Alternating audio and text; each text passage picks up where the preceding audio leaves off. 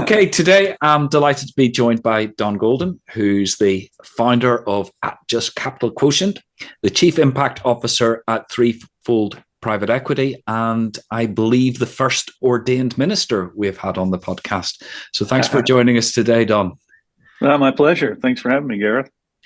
So I'll start with the question I ask all my guests, because it gives us all the background, is how did you get started in sustainability?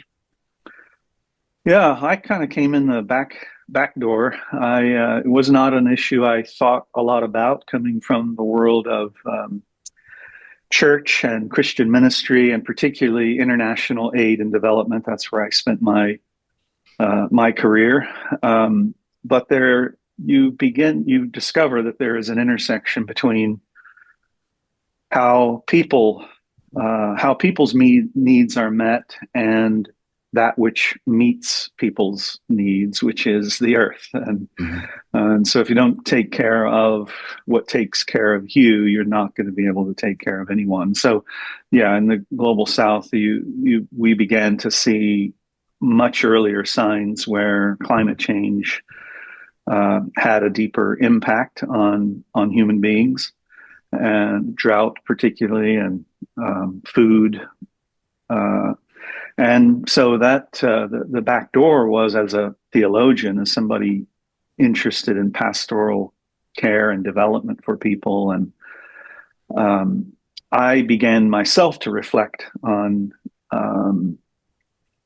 what I thought and what I cared about the earth. And as I've come into the working with small, medium businesses, it has evolved into my ability to help pastor people into a self-awareness about their relationship to the planet and what it means to them, and to remove it from the fraught political context in which it's played out today, certainly in the United States. So yeah, a little bit of a backdoor, but now I just recognize it as what is needed for humanity, and what it means to be fully human is to take care of the world that you live in. Fantastic, yes. And you mentioned you're working mainly with small, medium-sized businesses. Why in particular have you focused in that sector of the economy? Well, in the U.S., small businesses make up about half of the workforce, nearly half of GDP, and is created by small businesses. And I made the jump from the aid world. I had ended up, I was working for a very large multi-billion-dollar aid agency, but I came across a statistic that if you took the entire world's economy and you divided it into 200 parts, all forms of aid in every form would only equal 4 parts of that 200. And so I began to realize that it's the economy, that if we want a better world, we're going to need a better economy. And as I said, in the U.S., you have a large part of the economy still connected to small and medium businesses, and you have a lot of flexibility with small and medium businesses. They're free from overt and direct political pressures, but they have a lot of freedom to make changes. And again, I kind of gravitated into it, and then began to recognize, wow, these are people with a lot of influence and power, a lot of flexibility and freedom, and they don't have access often to the rich resources of the consulting agencies that might help them think about how to balance profitability and sustainability. Yeah. Well, he covered quite a lot of my next question, which was what are the sort of advantages and disadvantages, which I think you summed up in that sentence. But you've said that small, medium-sized enterprise SMEs are the real key to net zero, but don't know it yet. In your introductory email, and I'd quite like to pick up on that concept. Why are they the real key, and what don't they know? Yeah. Well, I covered some of the statistics about the size and influence, but just to to look at a few points. Their influence within supply chains is very important. I'm actually headed on a little road trip tomorrow to meet with a very large corporation who is coming to meet with a group of small businesses in the painting and coatings industry, and it's a demonstration of how small businesses, and here I'm talking about the 50 to $100 million operation, the larger corporations that they connect to are interested when they are interested. And so there's a lot of influence in that supply chain, the role that they play. They're often the sort of last mile delivery for these larger corporations. And so that is new to me, and it's new to my clients. And there's some leverage in there. There's some competitive advantage when you are helping improve the net zero goals of a corporation, and you're informed as a small medium business. That puts you in a different category. I think I mentioned too that there's a lot more flexibility with small and medium businesses, and also they face some challenges that are often just awareness building and education. So their ability to drive local grassroots sustainability. They don't engage in the window dressing so much. There's not really a lot of motivation for that. So I think it's where the real change happens. And I've devoted the rest of my career to kind of the convergence between the pastoral care, and that's more in the arena of meaning and purpose. And then converting that meaning and purpose into winning strategies, and really helping small medium businesses look at sustainability as an innovation technique. How I always say, if you don't care about it, don't worry. There's a 28-year-old just getting out of business school who does care about it, and they're going to eat your lunch if you don't find better, more life-giving ways to do what you do. Somebody else will, and when you begin to connect that to someone's inner motivations and their capacity to build competitive businesses, that's our strategy at Just Capital Quotient in consulting. Yeah. Now, the example you gave, the coatings companies, that's one of that. I think that illustrates one of the big challenges for small and medium-sized businesses is often their suppliers are much bigger than they are. Yeah. So individually, they don't have the buying power to really transform their supply chain, and can be locked into a particular way of doing business because of the dominance of that supply chain. Is that a challenge you come across, or is that and have you found any ways around it? Yeah, the challenge is really the opportunity for these small businesses, because they are part of a supply chain that is, regardless of political pressures, that is under pressure to adjust for the better. It's a long term. There was a great documentary from the Financial Times called "Who Killed ESG," and it acknowledges how that term has been. How it blew up and everybody was on board, and then in typical form, all of a sudden there's blowback, and so nobody's ever heard of it. That is a fact, but underneath there are the two primary pressures on the global economy are planetary degradation and extreme wealth inequality, and those unfortunately aren't going away anytime soon. And so the company that sets their commitment to doing better in those two areas position themselves, even as small and medium businesses, often on the radar of these larger corporations that are dealing with those pressures one way or another. In America, you can see clearly how companies, large corporations, will fight these pressures through lobbying so they don't have to give in to these pressures, but also managing risk, looking for better ways to do things. And so if you're a small business and you inform yourself about these realities, you can position yourself with larger corporations as a thoughtful, sustainably minded asset to these companies, especially in the built environment where a lot of my clients work. Mm-hmm.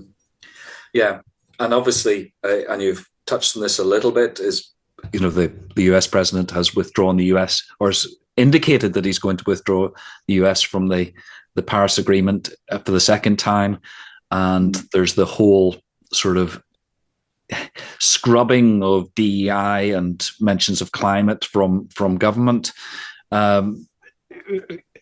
Presumably, that when you're talking to small businesses in particular creates an extra challenge to keep people on this course. Yeah, yes, that it is a factor, and I'm monitoring that right now because it's a new development, and we are I'm trying to be very honest and very open about how that affects my clients. But it also points to, again, what has surprised me in this work is how important what I'm calling my pastoral background, but we're really talking about mindset. And I think even something deeper than that, which is personal meaning and purpose. Mm-hmm. That's part of, I would say, the crisis of humanity in our day is, does that mean religion? And if so, look at my religion. It's not particularly right now. You have a growing Christian nationalism in the United States, which has distorted views about a lot of things, and my clients are looking for ways to think about themselves and their faith and their inner world that goes deeper than these changes that come and go. So all of that to say that I've been surprised how important the work I do on the inner self, the inner life is, especially for small businesses, in sustaining the motivation that leads people to do this. And then once that motivation is changed and developed, that I'd like to leave a world, an environment better than I found it. That's something that I care about. Then that creates a drive and a motivation within business leaders, and it connects purpose, and it helps older business leaders connect maybe with younger talent that is more naturally concerned about all of these things. Can give those leaders an edge. So all of that to say, we're monitoring those changes, but whichever way it happens, if it removes some of the incentive financially to do this, then we just have to dig deeper into purpose and ethics and mission as a driver for change. Yes, and one of the sort of counterintuitive statistics is that ESG investing increased under the first Trump presidency, and coal, despite the promises to reopen the coal industry, coal fell during that presidency as well. So I suppose it would be very interesting to see how things turn out in practice, because they don't always go the way you would expect them to. Yes, and another thing that's surprising is that most of my clients are from the Midwest. I think many of them probably voted for Trump for various reasons. But the stereotypes, at least in the world that I live in and work in, do not apply. And the polarization that plays out, all over the media and on Twitter or X, that's just so virulent, isn't how the average conservative leader lives and leads. And so I think by not fighting the culture war, but just leaning into the actual issues, my clients, and I'm sure this isn't the case with many, and that's unfortunate, but my clients, conservative or not, care about the planet. They care about their people. They care about wealth distribution. They don't like the term redistribution because of its because of its political baggage, but they want to see the wealth they create benefiting more and more people who can build a horizon of hope for themselves and for their families. Another key arena that I work in the built environment is that most of the labor is Latin American, and it's migrant labor. And we've joined all of our clients that work in the built environment and work with specialized labor or migrant labor into a shared umbrella called the America's Migrant Highway. And that's just a way of looking at the social capital that these companies are spending, and they're trafficking in that capital. And usually, my clients are already highly attuned to the well-being of this community, looking at wages, looking at issues of immigration law, etc., to provide support. But we've really helped them lean in much more. I took 6 executives to Honduras. We sat up in the mountains with pineapple farmers, and we just learned, what is it like when your young people face poverty that won't help them, or the prospects of leaving and then potentially ending up in cities like Minneapolis or Indianapolis or Cincinnati or Columbus to work in your companies. What does it do to these communities? And that journey was really impactful and helped motivate a deeper kind of change. And I think over time will help. The United States has 2 signs at the southern border: help wanted and stay out. And people can get elected with those 2 signs. People can get rich from those 2 signs. But it persists because people don't have proximity to the facts. So we have a group of businesses educating themselves, learning about the condition, and I can only imagine that helping inform policy and voters going forward. But so yeah, just one more example where I think leaning into business development, small medium business development, is allows us to sort of go under the culture wars and get to real people and their values and help build on them. Yeah, well, that immigration paradox is all too familiar here in post-Brexit UK, where I can imagine most of the people who voted for Brexit did it because they felt the immigration was too high, only to find that immigration has continued to rise afterwards. So, obviously, I mentioned at the start you're an ordained minister, and the way you do business is based, as you say, on faith and values. But is that anybody's faith and values, or do you tend to work with people whose Christian faith is very strong to them? Yeah. I'm a Christian minister, and almost all my clients come from a Christian background. But I recognize that at the surface level, there's a general need for people to be able to relate to their own faith in different ways. And what that means is getting under it and going deeper within it. And so what I have done is create, the pressure of needing to consistently work on mindset issues led me to create a course that I now call The Necessity of You. And it's waking up, growing up, and showing up. And the first part is about, I draw from the contemplative tradition of Christianity, but what you have in the contemplative tradition is what the philosophers would call the perennial philosophy, that speaking of the source of life.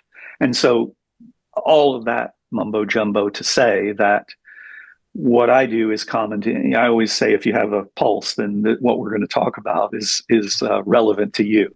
Because what does it mean? The first class is I quote Rabbi Akiva from the 3rd century, who tells this story about stumbling upon a sentry in a long walk that he was on when he got lost, and he startled the sentry, and the sentry yelled down to him, "Who are you? Why are you here?" And this great mystical Rabbi Akiva thought, wow, those two questions are so important that he offered the sentry twice his salary to stand outside of his house every day and ask him the two questions: who are you and why are you here? And so that those two questions are the foundation. Who are you? Who are you? I'm somebody who likes to make money and get rich. Really? No, nobody actually thinks that and if they've come to me, they already have an inclination along these paths. So the who are you and why are you here is self-discovery. It's really understanding yourself. And typically Christians are not being taught that. So they're hungry for that. And I actually enjoy working with non-Christians or people who aren't active in their faith or have other faiths, just because they don't share some of the same mental and spiritual blocks that those that come from the Christian. But then the question of why are you here? Really, it's about finding resonance and harmony between between yourself and what you do in the world. And when you can find a connection between who you are and how your business seeks to win in the market ethically, and you desire to grow your business because people and planet are going to go move in a positive direction. It just creates a great sense of energy and authenticity that is attractive to people that work in these companies and ultimately to customers. So, so long story short, yes, this is open to anyone that is concerned about the integrity of their lives. Yeah. But I can see as well, and I know this isn't why you do it, obviously, but how that overcomes this sort of lumping net zero into the culture wars, because it is quite remarkable to me the way that these different things get lined up. It used to be pre-Brexit, all the pro-Brexiteers were also climate change deniers. It was almost guaranteed they would be. And likewise, the views on immigration diversity and things that have become a political football. So I can see how what you're doing sort of gets past that and sort of digs deep, as you say, into people and connecting with their values. I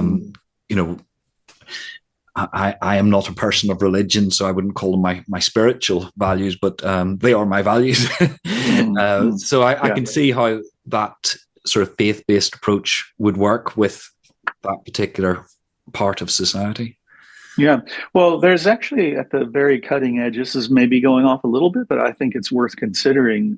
There's a man named Philip Goff operating out of University of Manchester, developing the very front edge of consciousness studies in science, is raising a lot of these questions. And so the field of what's now being called panpsychism, Philip Goff, it sounds woo-woo, but it's actually not. It's just that the question that consciousness could be a constituent element of the universe, and that idea of subjectivity, understanding oneself, takes us into the deep reaches of reality.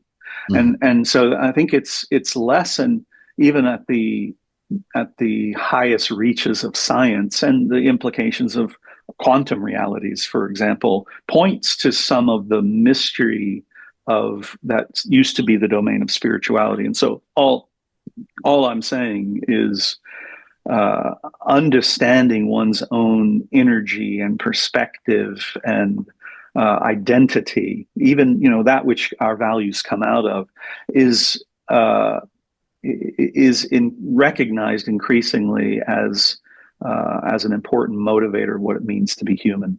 Mm-hmm. Yeah. Okay. Yes, I can definitely see that. And then how do you take it from exploring those values people have to action?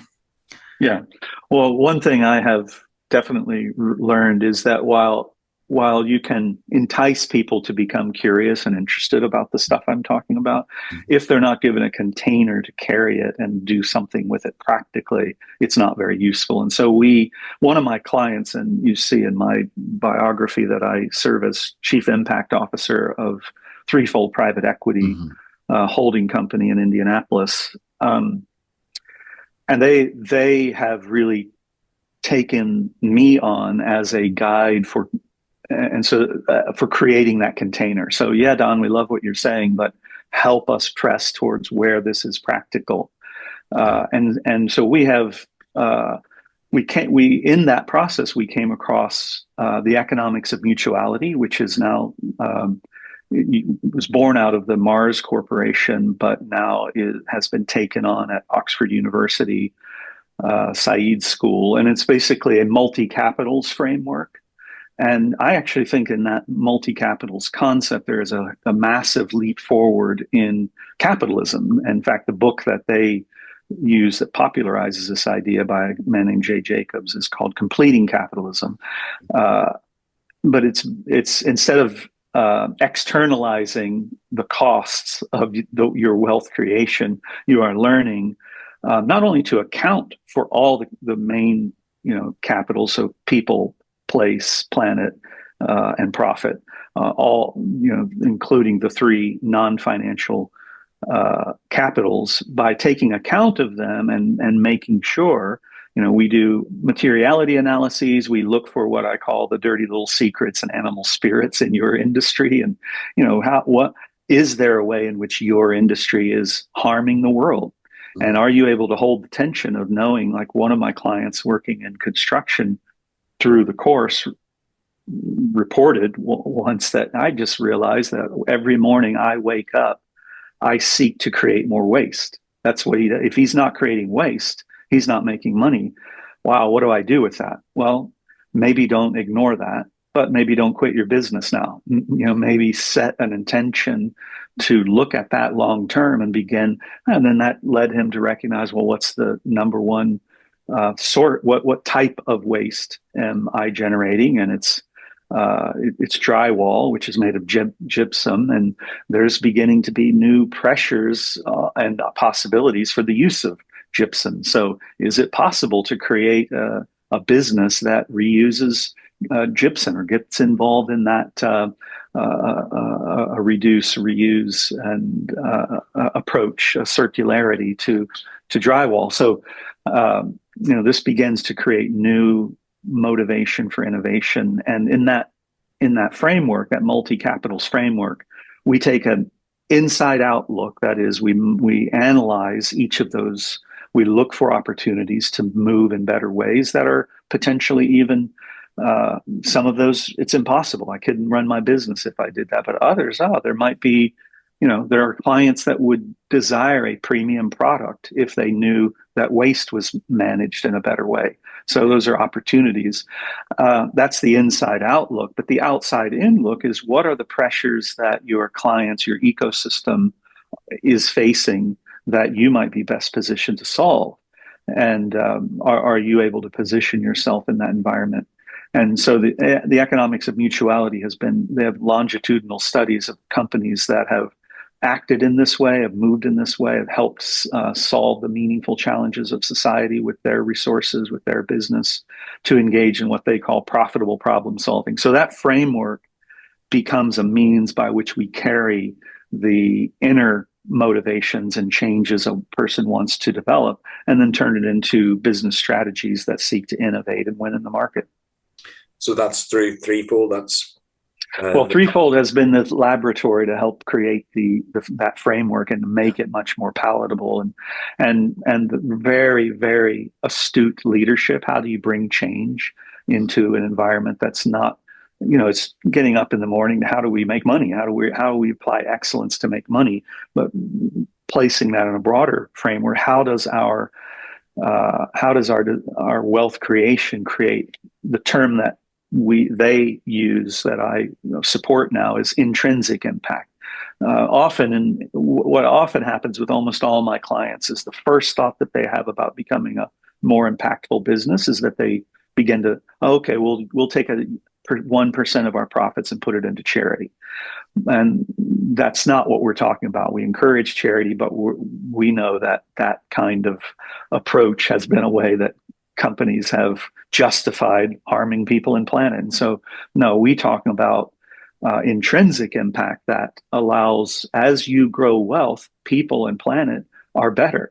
And when you can bring the good you desire for the world through what the business does and how it does it, that's a very, it really does begin to turn the business into something like a mission that has, for some people, and for some people, that's the missing ingredient. They already know how to make money. They already know how to build businesses. They're not exactly sure how to turn it into something they truly believe in and want to be part of. And that's what I really love, helping businesses do that. Yeah. And does Threefold, do you have investment criteria on who you invest in, or do you invest in companies and then start them on that journey? Yeah. So Threefold private equity is not the right term, really. It's permanent. They're a permanent equity company. They invest long term in these businesses, so they're seeking to create value over the long term. And in their case, the through line is the built environment and specialized labor. So how you engage in this critical labor community that is mostly migrant and is facing a lot of unique pressures. That's their criteria, that they're looking for the built environment and specialized labor. And over time, as they grow, I see them becoming real specialists in how to bring life-giving alternatives to those areas of focus. Yeah. Just out of interest, do you ever have sort of theological clashes in some of these debates? I did a bit of Googling this morning because memory triggered my head. But in 2009, the Cornwall Alliance issued an evangelical declaration on global warming, which basically said that Earth, by definition, being created by God, was robust, and that we should sort of basically outsource sustainability to superior being rather than taking responsibility for it in ourselves. But does that ever become an issue, or that you end up having this kind of debate? Yeah.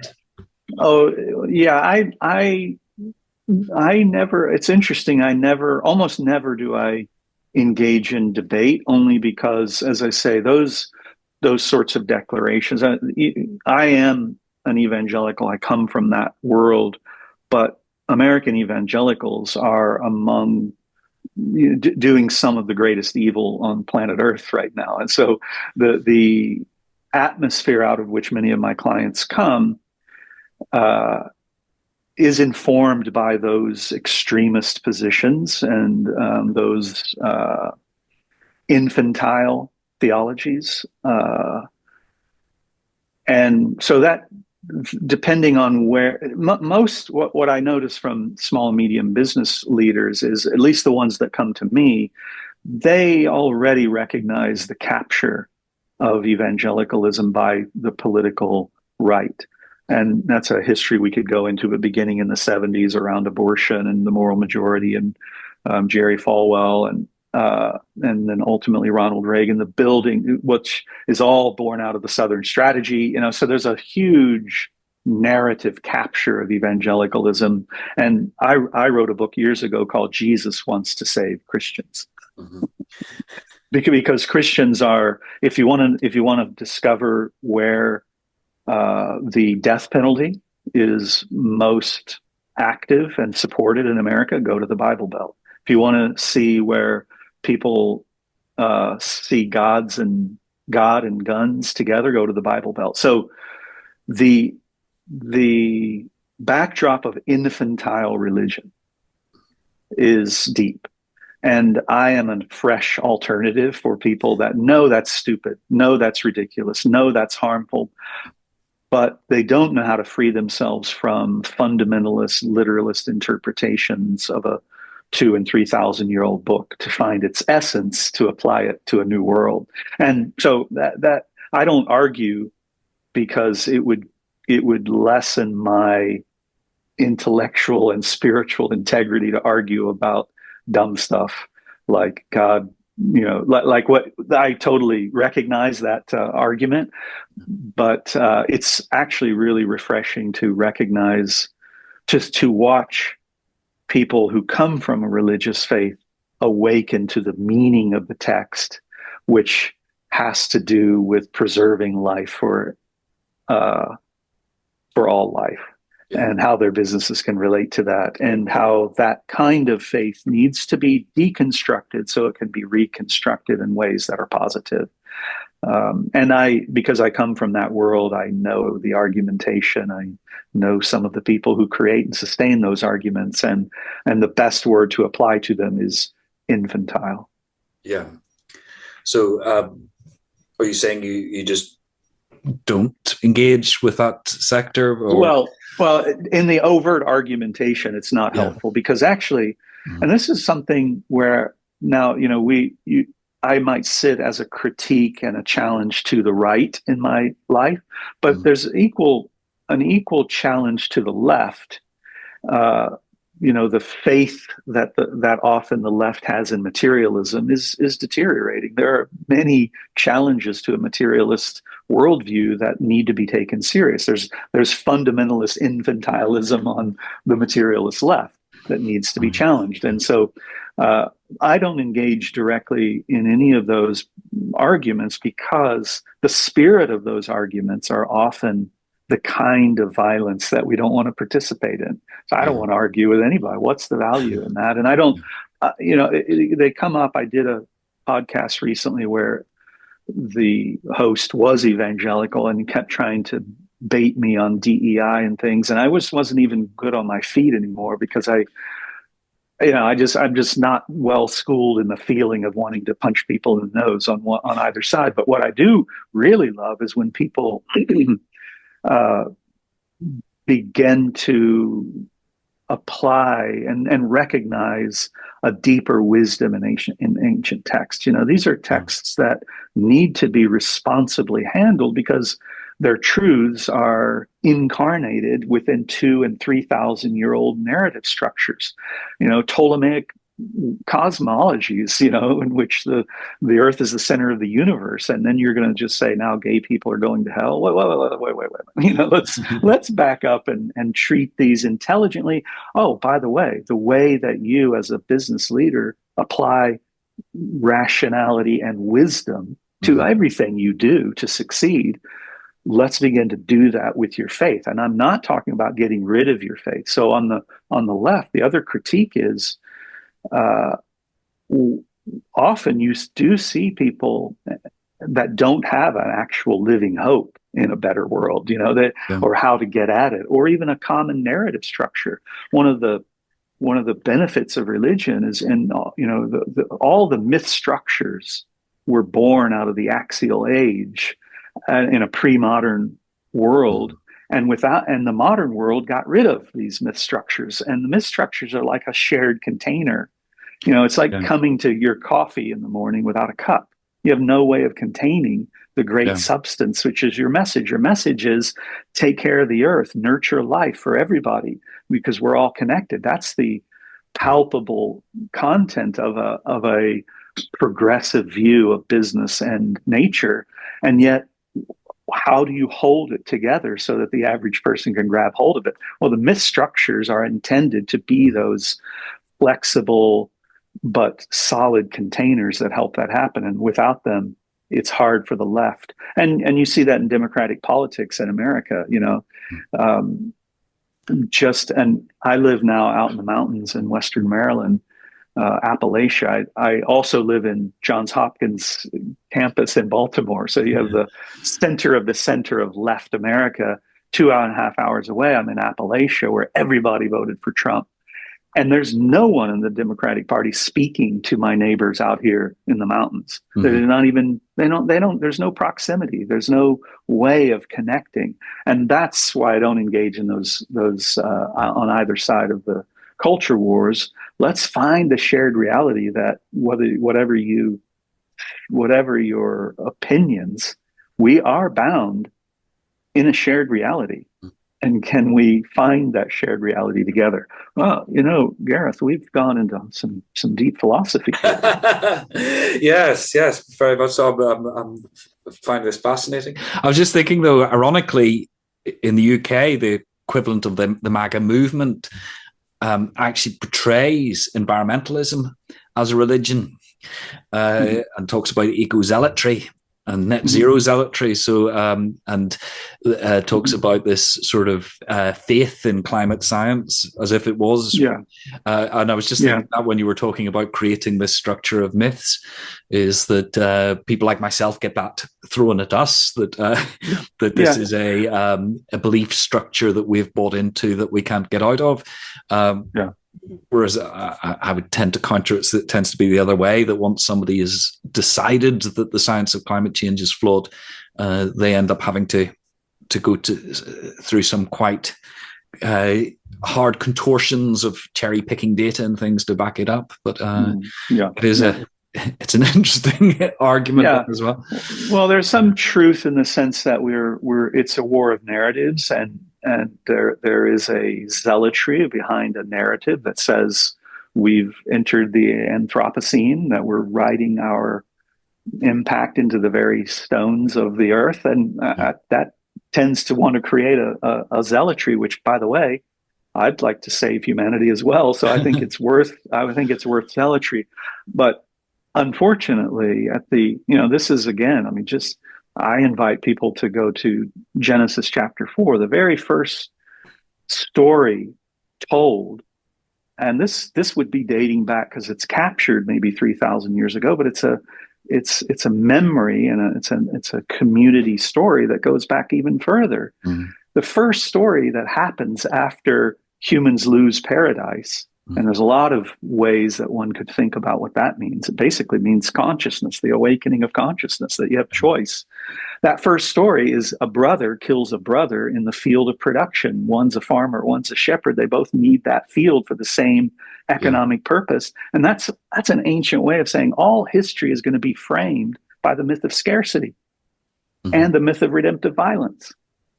And that's what we have to work together to overcome. So if we just fight one another with these narratives, we're playing into the fundamental separation myth that I'm separate from you, I'm separate from my source, I'm separate from my own inner meaning, and I'm separate from this creation. And that's what we have to overcome together. So that's, as you can see, why I have a lot of motivation to help all of us awaken to reality. If your religion isn't a lens into deeper reality, then it's infantile. But if your activism does the same, it's just helping you punch reality and punch people. It's the same. It's the same thing. And how do you build sustainability when you are not sustainability yourself? When you don't have a sustainable way of being in the world, because you're overcome with anxiety, you're overcome with anger and rage and fear and a sense of ecocide. If the lights go out, let's hold hands and let the lights go out because we were together.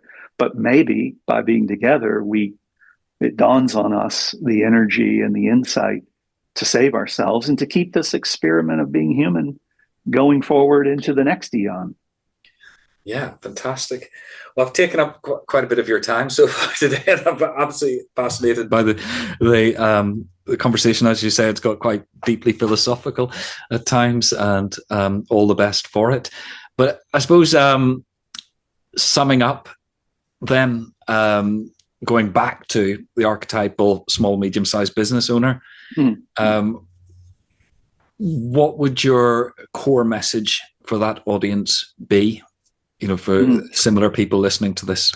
this podcast? Yeah, I would want a small and medium business owner to be fully awakened to the great possibilities and influence that their business, they create their own system in which they're free to bring good into the world, and doing so doesn't have to come at the expense of creating wealth. That it can actually become intrinsic to the wealth creation process.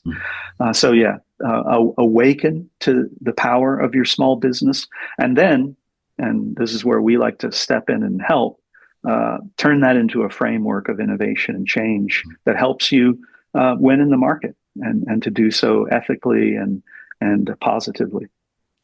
Fantastic. Thank you very much, Don.